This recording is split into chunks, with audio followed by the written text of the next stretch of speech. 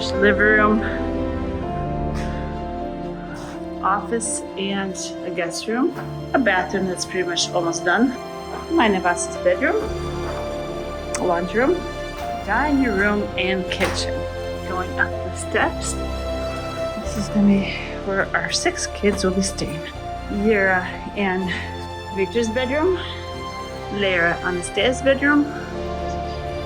The work that he could do, working to his people worldwide, and the network of the church is amazing.